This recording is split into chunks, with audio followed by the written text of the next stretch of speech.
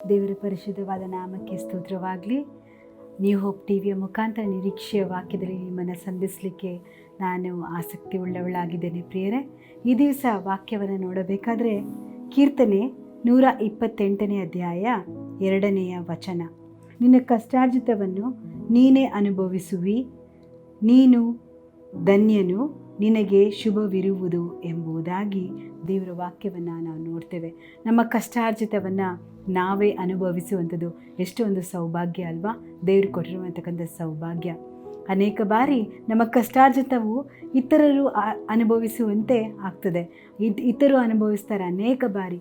ಆದರೆ ಈ ದೇವರ ವಾಕ್ಯ ಹೀಗೆ ಹೇಳ್ತದೆ, 128ನೇ ಕೀರ್ತನೆ 1ನೇ ವಾಕ್ಯ, ಯೆಹೋವನಲ್ಲಿ ಭಯಭಕ್ತಿ ಉಳ್ಳವನಿಗೆ ಈ ರೀತಿ ಎಲ್ಲ ಆಶೀರ್ವಾದವು ದೇವರು ದಯಪಾಲಿಸ್ತಾನೆ ಎಂಬುದಾಗಿ.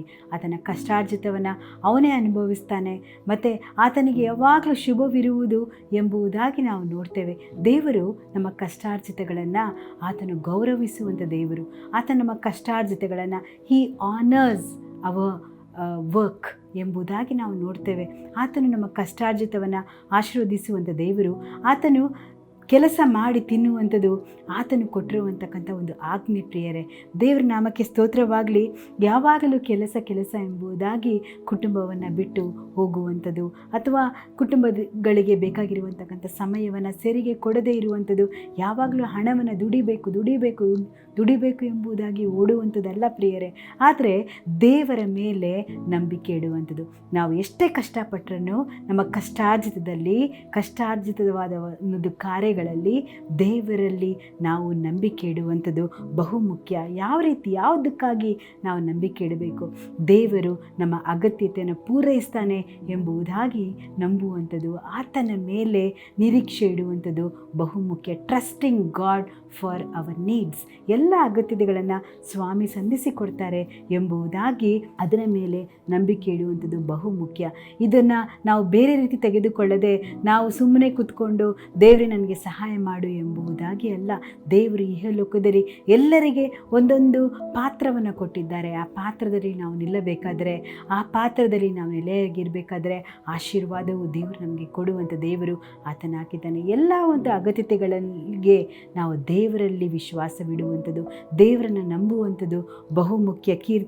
ಇಬ್ರಿಯ 13ನೇ ಅಧ್ಯಾಯ 5ನೇ ವಚನ ಹೀಗೆ ಹೇಳ್ತದೆ, ನಿಮಗಿರುವುಗಳಲ್ಲಿ ತೃಪ್ತರಾಗಿರ್ರಿ, ನಾನು ನಿಮ್ಮನ್ನು ಎಂದಿಗೂ ಕೈ ಬಿಡುವುದಿಲ್ಲ, ಎಂದಿಗೂ ತೊರೆಯುವುದಿಲ್ಲ ಎಂದು ದೇವರು ತಾನೇ ಹೇಳುತ್ತಾನೆ. ಯೆಹೋವ ಈರೆ ಆಗಿದ್ದುಕೊಂಡು ಆತನು ನಮ್ಮ ಎಲ್ಲ ಅಗತ್ಯತೆಗಳನ್ನು ಸಂಧಿಸಿಕೊಡ್ತಾನೆ.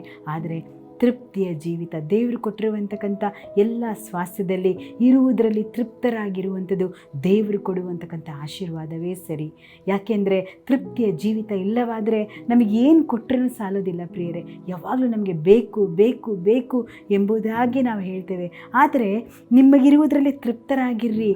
ಇರುವಂತಕ್ಕಂಥ ದೇವರು ಯಾರಿಗೂ ಕೊರತೆಯಲ್ಲಿ ಇಟ್ಟಿಲ್ಲ ದೇವರು ನಾವು ನೋಡಬೇಕಾದ್ರೆ. ಆದರೆ ನಮಗಿರುವಂತಕ್ಕಂಥ ಕೊರತೆ, ನಮಗಿರುವಂತಕ್ಕಂಥ ಹೋರಾಟ ಅನೇಕ ಬಾರಿ ಅದನ್ನು ನಾವೇ ಆಯ್ಕೆ ಮಾಡಿಕೊಳ್ತೇವೆ, ನಾವೇ ಅದರಿಂದ ಹೊಡ್ತೇವೆ, ನಾವೇ ವ್ಯರ್ಥವಾದ ಒಂದು ಕಾರ್ಯಗಳಿಗೆ ಸಿಕ್ಕಿಕೊಂಡು ಅನೇಕ ಬಾರಿ ನಾವು ಈ ವ್ಯರ್ಥವಾದ ಕಾರ್ಯಗಳನ್ನು ಹಿಂಬಾಲಿಸ್ತೇವೆ ಪ್ರಿಯರೇ. ಅದರಿಂದ ಅನೇಕ ಬಾರಿ ಕೊರತೆ ಉಳ್ಳವರಾಗಿರ್ತೇವೆ ಪ್ರಿಯರೇ.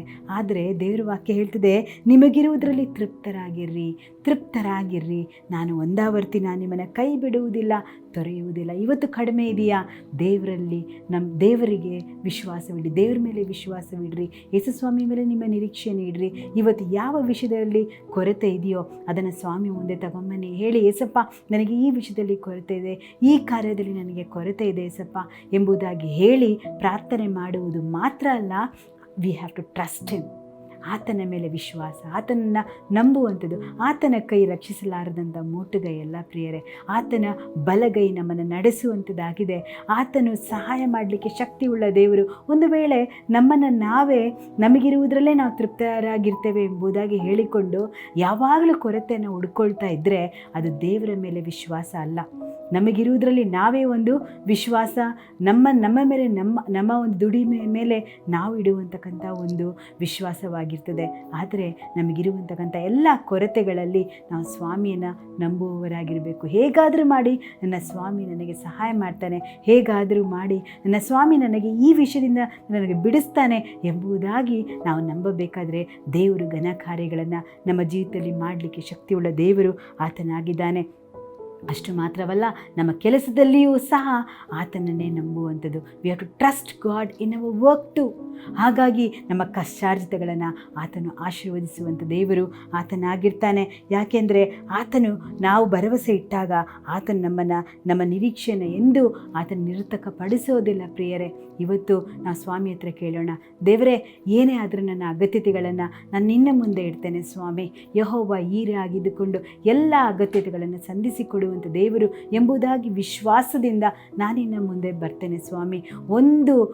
ಒಂದು ಕಾರ್ಯದಲ್ಲಿ ನಾನು ಅವಿಶ್ವಾಸ ಮಾಡದೆ ಎಲ್ಲದರ ಮೇಲೆ ನಿನ್ನಲ್ಲೇ ನಾನು ನಂಬ್ತೇನೆ ಎಂಬುದಾಗಿ ಪ್ರಾರ್ಥನೆ ಮಾಡೋಣ. ದೇವರೇ, ನಿನಗೆ ಸ್ತೋತ್ರ ಸ್ವಾಮಿ. ದೇವರೇ, ಕೊರತೆ ಇರುವಂತಕ್ಕಂಥ ಜಾಗದಲ್ಲಿ ಹೊರತೆ ಮಾಡುವಂಥ ದೇವರು ಸ್ವಾಮಿ. ಕೊರತೆ ಇರುವಂತಕ್ಕಂಥ ಜಾಗದಲ್ಲೇ ಸಹ ನೀನು ಅದ್ಭುತ ಮಾಡುವಂಥ ದೇವರು ಸ್ವಾಮಿ.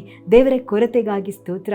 ಯಾಕೆಂದರೆ ನಿನ್ನ ಮಹಿಮೆ ಅಲ್ಲಿ ಪ್ರಕಟವಾಗ್ತದಲ್ಲ ದೇವರೇ, ಅದಕ್ಕಾಗಿ ಸ್ತೋತ್ರ. ದೇವರೇ, ನಿನ್ನ ಮಕ್ಕಳು ಕರ್ತನೆ ಯಾವ ವಿಷಯಕ್ಕೋಸ್ಕರ ಕೊರತೆಯಲ್ಲಿದ್ದಾರೋ ದೇವರೇ, ಅಲ್ಲಿ ನಿನ್ನ ಮಹಿಮೆ ಪ್ರಕಟವಾಗಲಿ ಸ್ವಾಮಿ. ಅವರು ನಿನ್ನಲ್ಲಿ ವಿಶ್ವಾಸವಾಗಿರಬೇಕಾದ್ರೆ ದೇವರೇ ಅಪ್ಪ, ಅವರ ಎಲ್ಲ ಒಂದು ಕಾರ್ಯಗಳಲ್ಲಿ ಜಯವನ್ನು ಅನುಗ್ರಹಿಸಿಕೊಡು ಸ್ವಾಮಿ.